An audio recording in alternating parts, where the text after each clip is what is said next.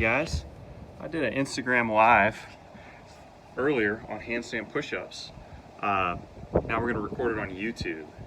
So posted a little handstand push-up progression on the website, and got a couple different exercises on there. Now's the time to get better at stuff like this. I suggest picking like one thing that you really want to get better at and working on that. So right now I'm posting something on handstand push-ups. I was going to make one on double unders also, so stand by for that later. When it comes to handstand push-ups, there's two parts to the equation. It is equal parts position and strength. Okay, the less of an ideal position, the more strength we have to make up for it. So if we don't have good position, we're going to make our biggest gains by fixing that. Okay, because if we're not in good position, we have to work way harder to be able to do the same thing. And what I mean by position is we want our body moving in as close to a straight line as possible. All right, so I got this set up here. I'm over on the side of my house. I'm going to kick up against the wall, and what you're going to notice is I get really close to the wall because that allows me to move in as much of a north and south line as I can. All right, you see people all the time, they're too far away from the wall, whether it be because of just lack of knowing to get close to the wall or mobility restriction.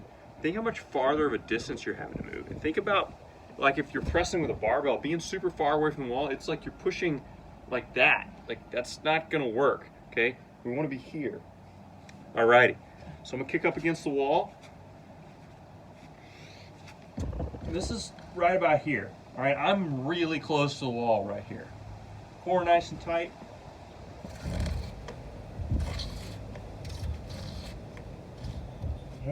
Right in there like so, okay? Now, a lot of people are not gonna be able to get that close to the wall. Why is that, okay? There's two big body parts that we really need to open up, okay? First one is the thoracic spine. So I'm going to show you how we're going to open that up. Okay, and I'm demoing stuff here if you have minimal to no equipment. For the T-spine, you're just going to squat down like this. All right, you're going to get here. Do the best that you can to keep your heels down. I'm kind of on uneven ground. Take this elbow, turn, Y'all might hear some clicking and popping when you do this. We're using rotation to gap those facet joints in the spine. And just like in the hip, just like in the shoulder, y'all have heard me talk about rotation is the king. That's the movement. That addresses all other movements. The best way to mobilize a joint is through rotation. So you do this, I'd have you go through this for 45 seconds. Minute.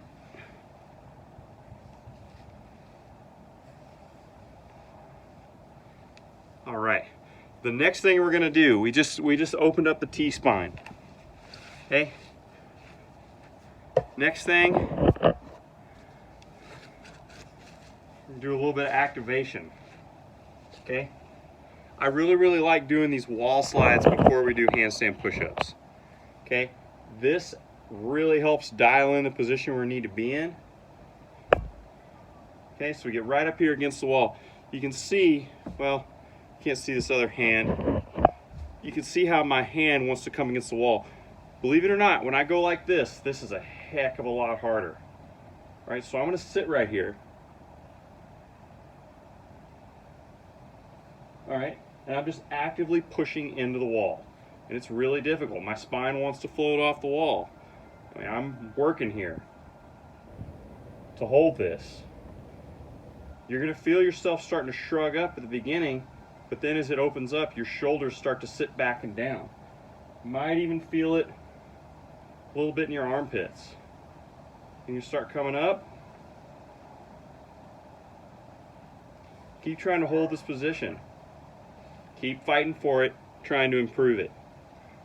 I will tell you this, if you work on this, you will get better at handstand push-ups.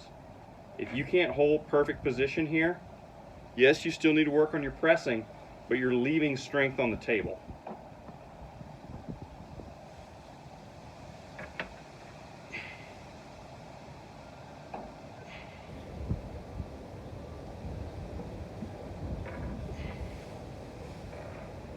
Go through this a couple times.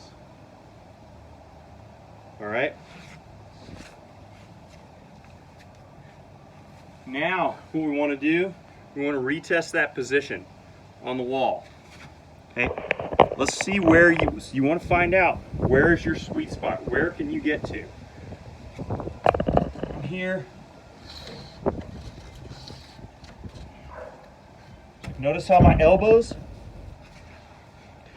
they're right around this 45-degree angle. Okay, this angle of the shoulder, this puts the rotator cuff in the most effective position. Okay, it also sets our scapula back and down. We have to make sure we have good mobility to get in there.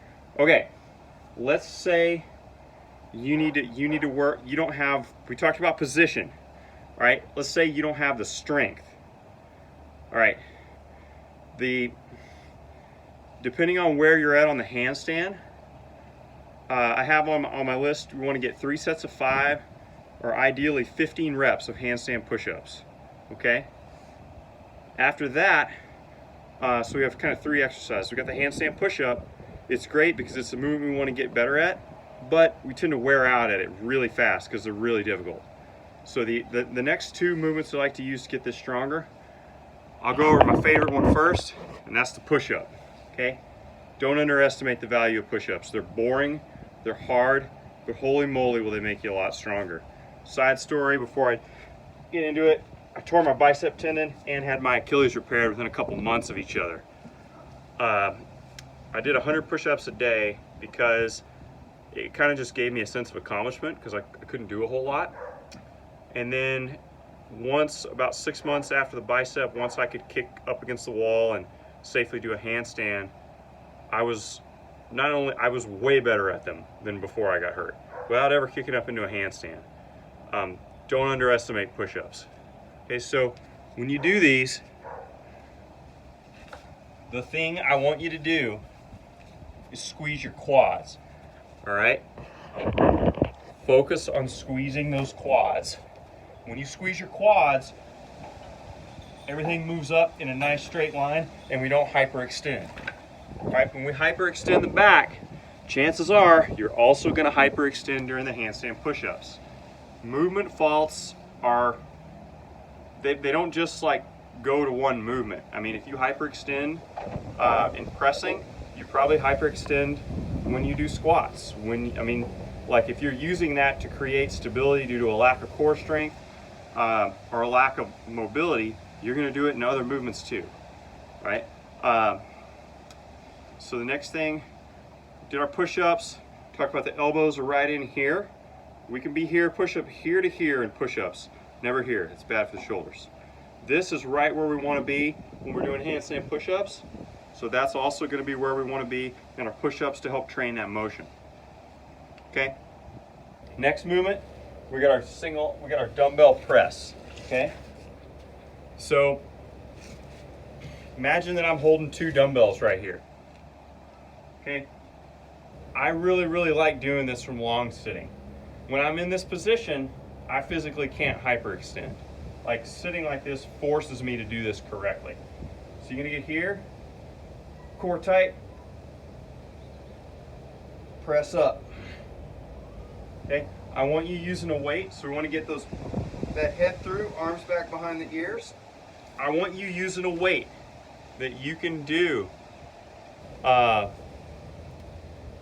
at least 8 reps in a row in. Okay, that's ideally where we want to be. If you don't have the ability to add more weight as you get stronger, just add more reps. Right now we're in this kind of quarantine stuff and we got to make the best of it. All right, guys, give that a shot. For building your strength, 3 sets of 8 with your dumbbells. Ideally at least 3 times a week. 2 times a week will work, but 3 times a week is perfect. And then push-ups, pick a number. You know, maybe it's 100, maybe it's 75. Pick a number and try to hit that up at least 3 times a week, if not 5 times a week. Push-ups, you're not going to overdo it. The more of those you do, the stronger you're going to get. And watch what that does to your handstand push-ups.